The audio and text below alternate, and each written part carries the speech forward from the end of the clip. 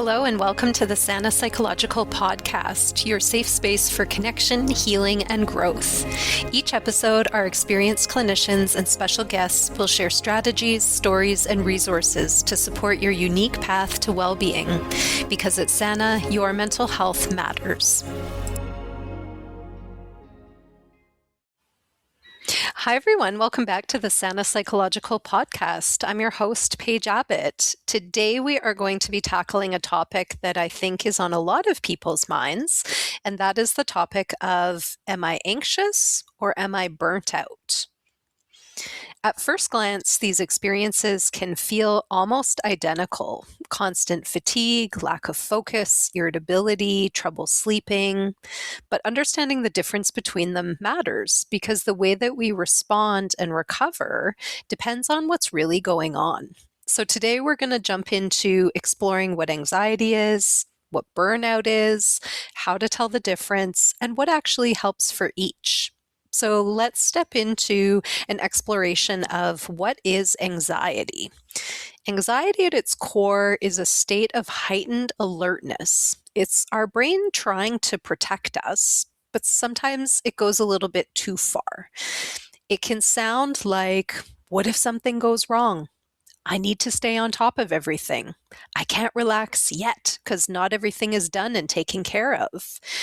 Anxiety has this future focus to it. It's focused on the what ifs, what's going to happen, what could happen. It's pulling your attention forward into the land of possibilities, risks, and worst case scenarios. Common signs and symptoms of anxiety can include racing thoughts, restlessness or feeling on edge, muscle tension, difficulty sleeping because your mind won't shut off. It can escalate into experiences with panic attacks and a constant sense of urgency or dread. Anxiety is driven by overactivation. Your system is in constant go mode, even when it doesn't need to be. We know how this feels physiologically, where our minds take this and where our emotions take this. Imagine living in that fairly consistently. That's fairly representative of the experience of anxiety. So on the flip side, then what is burnout? So burnout on this side comes from prolonged stress, especially stress where you feel like your efforts aren't leading to meaningful results or the productivity or relief that you were hoping for. So burnout can sound quite different from anxiety. It can sound more like, I don't care anymore. What's the point? I have nothing left to give. It's not going to matter anyway.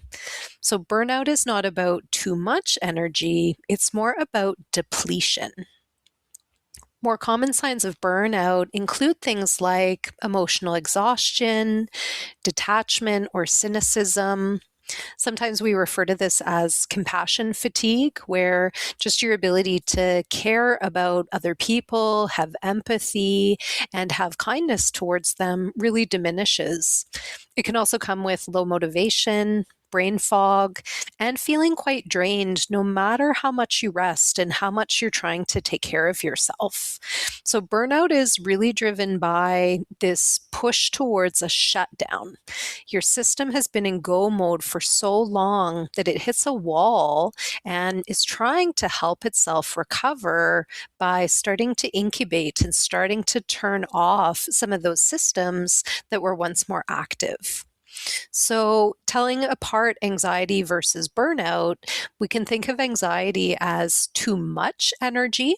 You're feeling overwhelmed, but still activated. You want to act. You can't just settle. For people with anxiety, it's really hard to experience a sense of calm, peace, settling. There's this physicality to the energy inside as well, where people will describe a lot of muscle tension and even that feeling of kind of butterflies in the stomach or holding your shoulders in a really tense way, clenching your teeth and jaw, clenching fists. It's just this tightness and almost a vibration to it where the body is just has this outburst of energy that wants to move. Whereas on the other side, burnout really feels more like no energy. So you're overwhelmed, but you're depleted. You don't even want to keep trying, keep going. There may not be many internal resources left to be thinking about next steps, what's happening, the future. So it is more of a present focused experience because the mind and the body don't have the resources to move forward and get ahead of themselves. They're not really connected to what's going on here or in the future. Another way to distinguish them, anxiety's key motto is everything matters too much, whereas burnout says more, nothing feels like it matters anymore. But here's the twist. Many people experience both at the same time. And this could very well be you.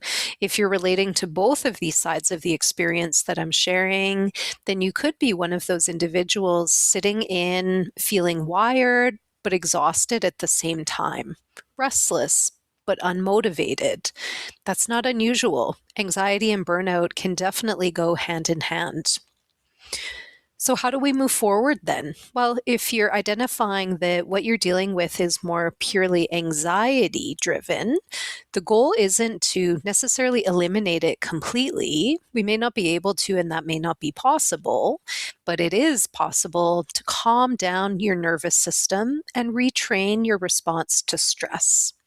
Some helpful general approaches for anxiety can include body and somatic regulation. So that can look like slow breathing exercises, grounding and mindfulness techniques. So focusing your senses, really turning inwards into your bodily experience, and including gentle movement, maybe walking, stretching, Tai Chi, things like that.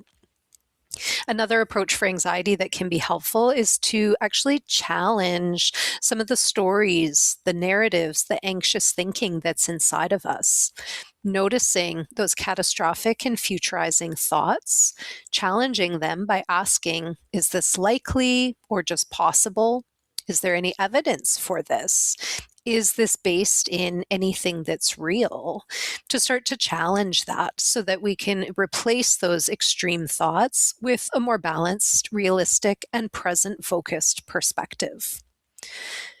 Trying to limit overstimulation can really help reduce that internal experience of anxiety. So that can look different for everybody, but some common activities that are helpful are reducing constant notifications so that we reduce the number of information coming into the system that can be activating. Setting boundaries with news, social media, and screen time overall, which can just add to some of that physiological anxiety and also the emotional and the cognitive part of anxiety, depending on what we're seeing and what we're viewing. And also trying to build in moments of real downtime. So where you're unplugging, disconnecting from the things that are more activating for you and plugging into the things that are truly quite settling and quite rejuvenating. Another technique that can help with anxiety reduction is practicing tolerating uncertainty. Anxiety feeds on needing certainty, answers, and fundamentally is rooted in a desire towards control within us. Healthy recovery can involve learning to sit with the not knowing and even learning how to sit with the discomfort that comes in that space while supporting ourselves. So this is work that can be done with yourself as well as with a professional therapist if you're feeling a bit overwhelmed or lost about how to explore that.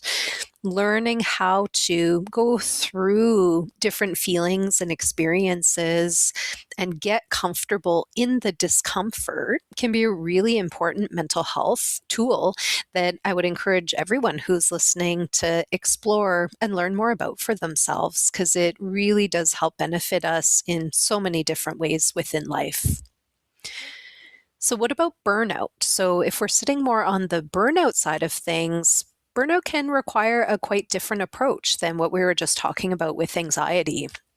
You certainly don't fix burnout by pushing harder or just thinking more positively. We try and restore ourselves through energetic replenishment and also looking to change the conditions that have drained you. So, helpful approaches for burnout can include really trying to reduce your load, not just trying to keep managing it. So, looking at what you can pause, delegate, or drop can be helpful. Burnout requires real structural change, not just coping differently with the same old. Burnout comes from systemic depletion within our lives. So we need to look at what needs to change in that system in order to produce that positive change within ourselves. Prioritizing true rest and replenishment is absolutely essential for burnout. So, this may not mean just sleep, it may not mean scrolling or zoning out. It's really looking at what feeds your internal battery. It could be sleep and rest, but it could be other things like time in nature. A lot of people find that deeply replenishing and rejuvenating. It might mean quiet, low demand activities, connection with people that you feel really safe, really connected, and that you can be yourself with. Things like that, that you can just feel your battery recharging when you're doing those. Those are the things that can really help with that burnout recovery. If you're not sure what those are, then some experimentation is in your future. It's never too late to try out different things, to start to learn more about what true replenishment is for you. With burnout recovery, we also want to rebuild a sense of ownership around your life. A lot of times with burnout, people are feeling quite helpless and that life has become unmanageable and they're not really sure what to do to change. It thrives because you feel trapped. So, making small, intentional choices daily that create a sense of empowerment can be really invigorating. Reintroducing autonomy wherever possible and looking at what are your options? What are the things that you might be able to change, big and small, in your life? Just because the choices may feel hard or may be uncomfortable doesn't mean that they're worth taking off the table. We may have to do some honest exploration of where do we actually want to be and what's a true fit for us. I know it can be hard to get honest about those answers, and we may not always like what we're hearing, but when we tune in, often our insides do know the direction that it needs to go. It's just a matter of whether we're willing to listen and take that next step of action. Another thing to do with burnout recovery is to reconnect with your true meaning. Burnout disconnects you from your purpose and your values. So, getting back to what used to matter to you and what still does, even a little bit, can really help start to bring you back to yourself. Start small. Building meaning and purpose once again doesn't come back all at once, but as you keep walking on that path, hopefully you'll feel slight invigoration start to happen, and that will further clarify the next steps that you want to take. Now, what do we do when it's burnout and anxiety together, which I know a lot of you who are listening are experiencing? You're not alone in this. There's so many people who are connecting with that restlessness, but demotivation. And it feels really uncomfortable, especially physiologically, where we feel like we have this energy to burn, but we don't actually have the motivation to get going and do things. So it can keep people feeling quite trapped and quite stuck. If this is the case for you, we want to take a twofold approach. We do want to start with calming the nervous system to help reduce some of that anxiety and awaken our brain, awaken that rational part in our thinking where we can start to look more objectively at our options and our next steps of action. Then, as we're feeling a bit more capacity from that, we can gradually start to reduce our demands and rebuild our energy in order to address the burnout. So, essentially, we would do a combination of the strategies that have already been discussed for supporting anxiety reduction as well as supporting the burnout recovery. So anxiety is about too much activation, whereas burnout is about not enough left. Knowing which one you're dealing with can change everything about how you respond. If this episode resonated with you, take a few moments to check in with yourself. Check in mentally, check in emotionally, and also physically. Do you feel wired or depleted most of the time? That answer is a powerful place to start because it will help to start guiding you whether you need to explore more nervous system regulation and settling, and or if there's some systemic overwhelm and depletion that's been happening in your life that's leading to those feelings of burnout.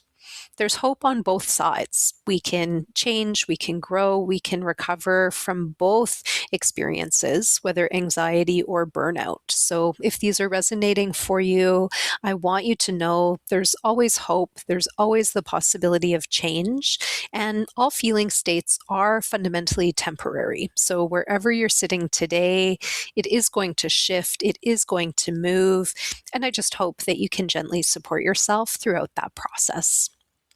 Thank you as always for listening and tuning in. I can't wait to hear and talk more with you at our next episode. Stay tuned and we'll talk to you then. Thank you for listening to the Sana Psychological Podcast. We're glad you joined us today. For more resources, free tools, or to book a session with our team, visit sanapsychological.com. Your mental health is our priority. Until next time, be gentle with yourself and take good care.